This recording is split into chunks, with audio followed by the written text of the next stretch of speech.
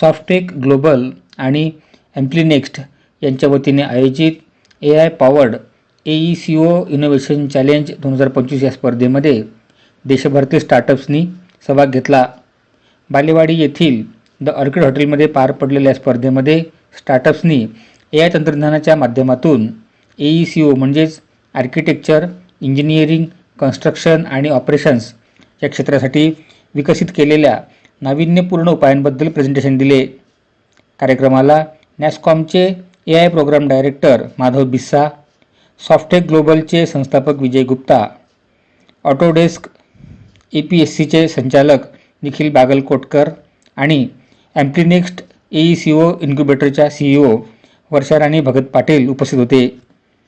उद्घाटन सत्रामध्ये मार्गदर्शन देताना विविध मान्यवरांनी आपले मनोगत व्यक्त केले. तसेच बांधकाम क्षेत्रामध्ये आर्टिफिशियल इंटेलिजन्स कसे क्रांतिकारक बदल घडवेल याविषयी माहिती दिली.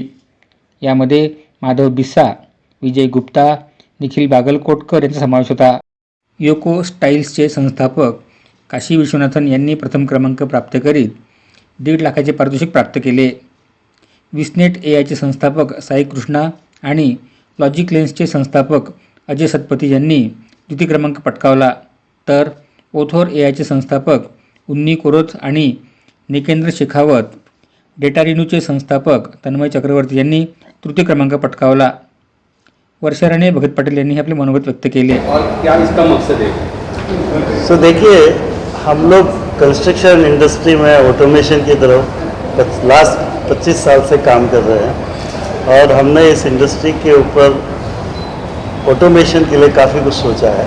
अभी आर्टिफिशियल इंटेलिजेंस हम सबको पता है, artificial intelligence is changing the world, the way industry is trying to adopt it and construction industry needs it very badly.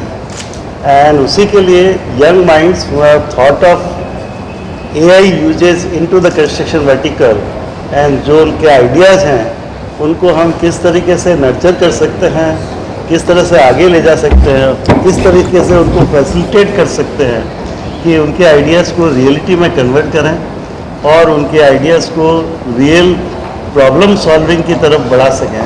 उसके लिए ये चैलेंज रखा है and we are having a very good set of innovative people who have got the good ideas. We want to take it ahead.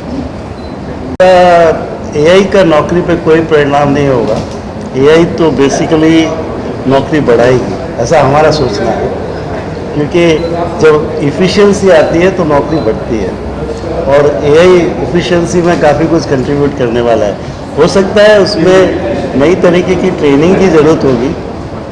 अगर आप पूरे example को पहले भी देखें तो जो भी कंप्यूटराइजेशन अभी हुआ है लास्ट 20 ईयर्स की हिस्ट्री में देख लीजिए, कंप्यूटराइजेशन ने रोज़गार को बढ़ाया है, कभी घटाया नहीं है.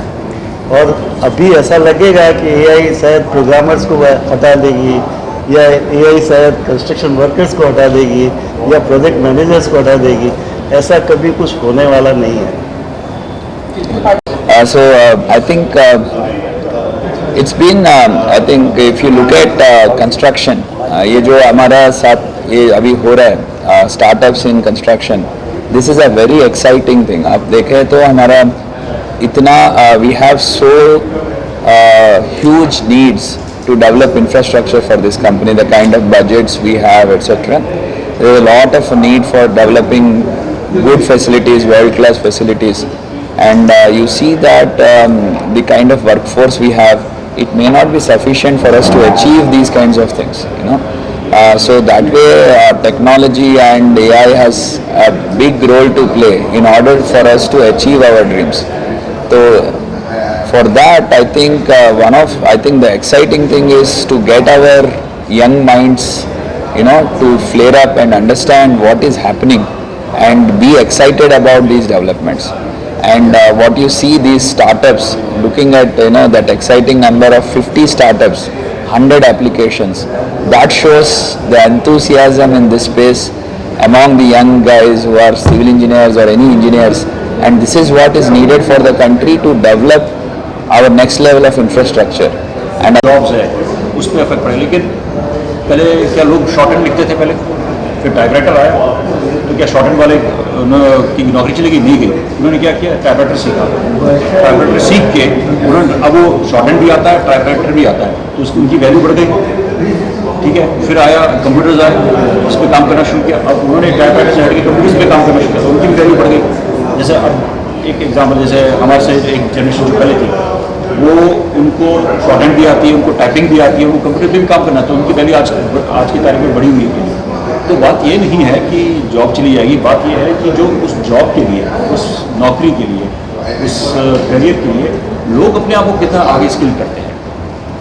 जैसे हम लोग जो भारत हमारा जो राष्ट्र है, वो हमेशा माना गया कि ये ज्ञान के पथ को प्रदर्शित करता है लोगों को। तो अगर हम ही नहीं सीखेंगे, हम ही ज्ञान नहीं लेंगे, तो